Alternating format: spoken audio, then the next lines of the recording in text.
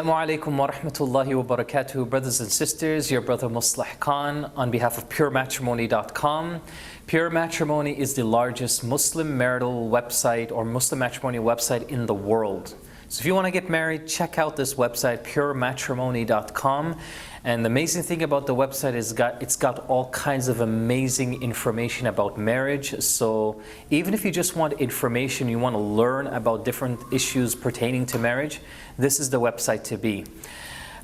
Today I want to talk to you about the third point with respect to reconnecting with your spouse, and this is one of the most important things, and that is forgive and forget. The attitude of forgiving and forgetting. Now, for those of you who are married, you know exactly what I mean when I say to you that not every single problem will have a solution. And not every single problem that you try to fix is actually going to fix itself. Some things you're just going to have to say, well, you know what? Just forget about it. This is the way it's going to be. This is how life is going to be. This is one of the most important lessons of marriage, is to have that forgive and forget attitude. Because if you don't, guess what's going to happen? Every single day you're going to complain about your marriage. The forgive and forget attitude controls complaining in the marriage.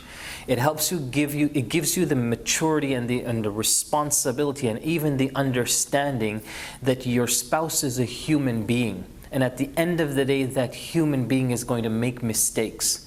They're going to do certain things that are going to annoy you, get you upset, and might make you think that, okay, this marriage is not for me, or this wife or husband is just not for me. Then shaitan starts to take over. And then you start thinking, well, what if I married that other person instead? Well, what would have life been with that other individual? I've always said, don't think about what you're missing out with somebody, but think about what Allah subhanahu wa ta'ala is protecting you from. You don't know what your life would have been had you married somebody else. Have your trust in Allah Azza wa Jal, that where you are is where Allah wants you to be. So this forgive and forget attitude, you see it throughout the Quran and throughout the life of our Prophet Sallallahu Alaihi Wasallam. I want to bring your attention to one very important message that Allah gives in the Quran in Surah Rum. It's the verse that Allah talks about marriage, and He starts it off with وَمِنْ آيَاتِهِ أَنْ خَلَقَ لَكُم مِّنْ أَنفُسِكُمْ أَزْوَاجًا. This is the verse that Allah says that from His miracles and from His signs is that He's created for you a spouse. And then Allah tells you that in this marriage, He's placed in this relationship two main ingredients. The first one is mawadda and the second one is rahma. So the first one can be translated figuratively as love, and the second one, rahma, is mercy. Now here's what I want you to pay attention to.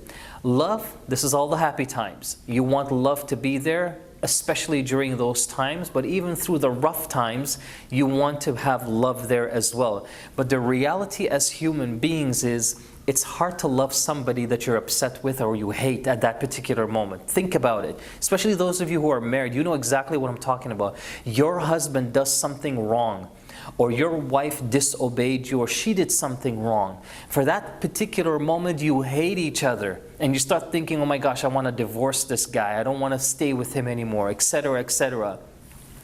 That's when rahmah comes into play. You see, love and mercy, they go hand in hand. Love, it's tough to say to your spouse during tough times that I love you. At the end of the day, you cheated on me, but I forgive you and I still love you. That's a difficult thing to do, and very few people can say that and actually put that behind them. So what does Allah Azza wa Jal give you in return? Have mercy. Rahmah literally means to forgive and forget, and to accept that individual for what they are and who they are. As long as they're putting effort in the marriage, and that's a key ingredient. Don't just forgive and forget carelessly, but make sure that at the end of the day, this person is genuinely putting an effort to making the marriage better. That's your rahmah speaking. Rahmah is in the times of anger, when you're fighting, when you have arguments, when you're upset with each other. Rahmah is the thing that's going to get you out of all of those situations, and at least give you a clear head to come back to the real world and say to yourself, well, wait a minute, even though he stole from me, even though she did this to me, at the end of the day, this is the best wife for me, this is the best husband for me, they are the mother of my children, they are the father of my children, this is the best thing, and I can't oversee or forget that all the great things this individual has done for me. That's what forgive and forget does. It puts things into perspective, and it helps you understand at the end of the day, if she doesn't want to cook, just leave her alone. It's just one day. Go and buy something, order a pizza, do something else.